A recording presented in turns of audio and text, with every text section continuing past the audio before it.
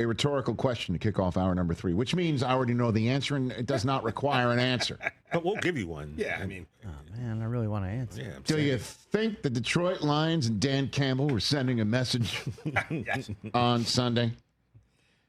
Do you? Do you? Hang on. You got that? Yeah, hold on. Our favorite Bill Burr soundbite. Do you think Do you? they were sending a message? Like Mighty Ducks. Not worth winning if you can't win big. Exactly. Gents, I was fearful for the Chicago Bears this week. The narrative that has been sitting out there. Oh, the secret sauce for Jared Goff. It's Ben Johnson. He's gone, and so is your opportunity to score points. How does a 50 burger sound to you with Ben Johnson in their house? And then, Ben Johnson's going to turn around Caleb Williams. That's what he's going to do. And so if Caleb Williams is turned around in their house and Jared Goff and the offense suffers, that's a double narrative salted away that Ben Johnson was the real reason that the Lions could do what they did on offense and thus win 15 games and be the 1 seed last year. Coming in with as many consecutive losses in a row as they had total losses last year, including obviously the playoff loss to the Washington Commanders. Potentially, it's Ben Johnson's doing, is it not? I mean, that stumble bum play that happened in Chicago was the moment that the Bears maybe thought, this is our guy. Jared Goff stumbling around, throwing for touchdowns on purpose. That guy's gone, and so are the Lions on offense, and thus, in general. How does 52 points sound? A lot. It is indeed. So many. Second most, tied for second most in the game all time. And how about Goff? Boy, Jared Goff, boy, you can't do jack without Ben Johnson. How does a 5-touchdown, no interception game do? He's now had 3 of those as a Lion. Stafford only had 1 in his tenure.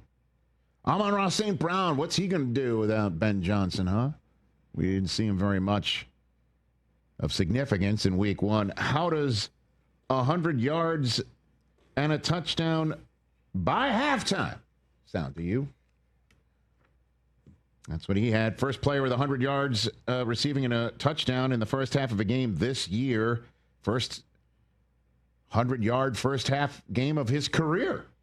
Oh, that's Ben Johnson on the other sideline doing that. How about Sonic and Knuckles scoring a touchdown for the 10th time as teammates Jahmyr Gibbs and David Montgomery now have as many such games, 10, as Paul Hornung and Jim Taylor and Hugh McElhaney and Joe Perry had for the Packers and Niners respectively. I'll give you a little hint. They're all in the Hall of Fame. How about that? Oh, and just in case you think you're missing Aaron Glenn, too, how about we just get all over Caleb Williams and Kirby Joseph comes up with his 18th career interception, most since 2022. Man, you would talk about it's the second most of any safety this century. In the first 4 seasons of a career. So Lions, I think, we're sending a message, How about Jamison Williams and all? I mean, I could go on and on and on and on and on because the Lions did on Sunday.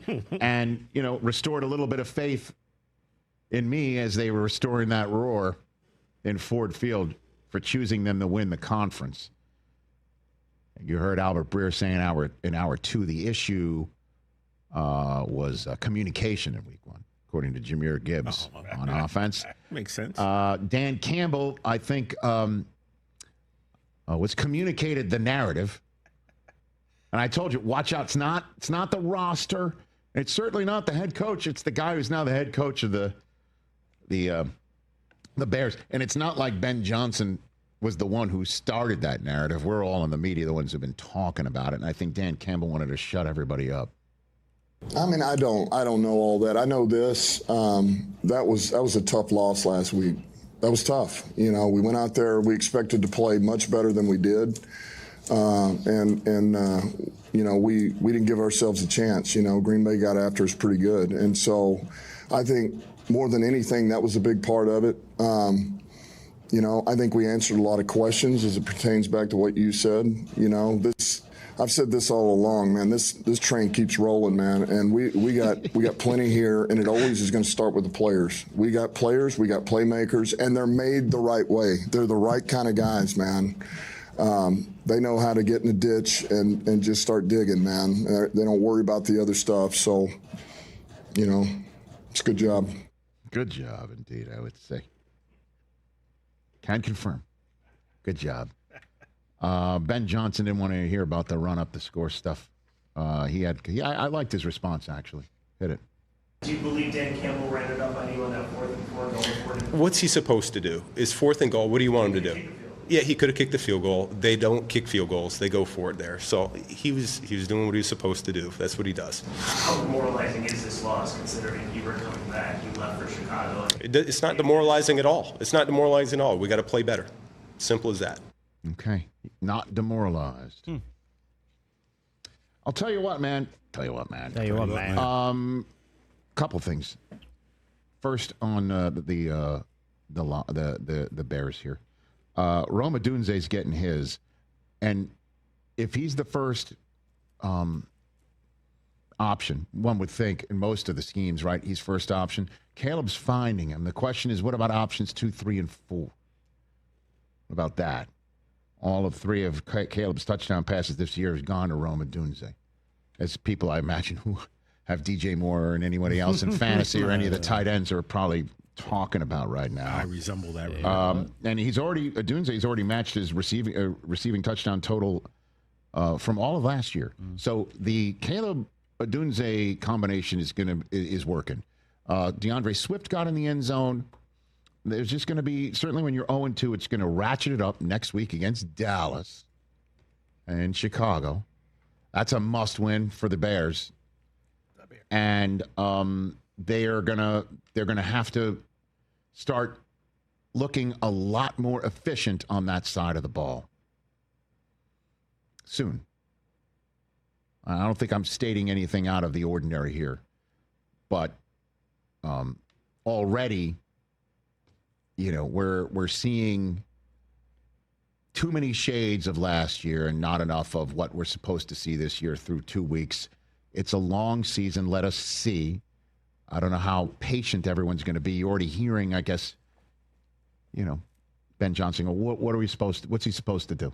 Just kneel on the ball on 4th down?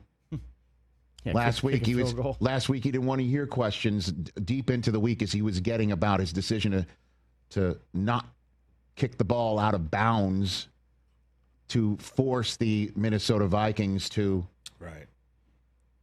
have fewer stoppages of the clock at their disposal, right? Cost themselves about of their own self, right? seconds. Yeah. Okay, so that was something you didn't want to talk about deep into the week. We'll see how Ben Johnson as HC handles everything. So far, we haven't seen enough wins. That's obvious. So I'll still counsel patience for you Bears fans. And as for the Lions, that's what you want to see. You want to see them feeling dominant again. The place in Ford Field going nuts. One of the toughest places to play. You want that right back at you. And week 1 caused a lot of the mojo to be taken away.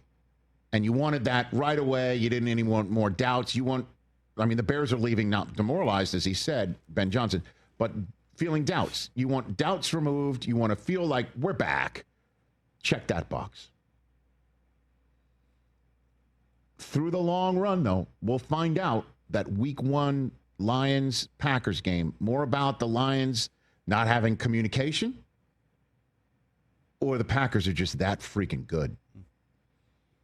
The Lions are the first team to play since being beaten by the Packers this year, and we've seen the big difference between weeks 1 to week 2. Is it more about them getting their ducks in a row, better communication? We'll see down the line. But right now, I look at this, and I'm like, the Packers are maybe just that good.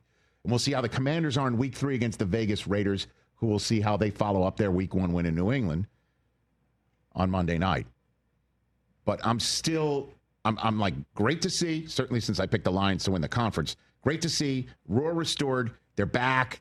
It's not just Ben Johnson. It really is the guys there. They can get on the page and jump and maul people and be bullies and push around and bite kneecaps and take off, hunks of your muscles and all that sort of stuff. They can do that still. Great. Check that box. But are they better than the Packers? We shall see. And the Lions, as we can check out, next see the Packers. When is that? They are, oh boy, look at this. 13. Thanksgiving. There you go. That's right. yeah. Okay. So that's a nice meal to kick off the John Madden triple header celebration. Yes. So because the way we saw the Vikings struggle, we're going to see ups and downs clearly with them. And the Bears are, dare I say, who we thought they might be. I don't know just yet. That's the way I took, that was my takeaway from that. Hey, you made it all the way to the end. Thanks for that. Check us out every single day streaming live on Disney Plus and the ESPN app 12 to 3 Eastern.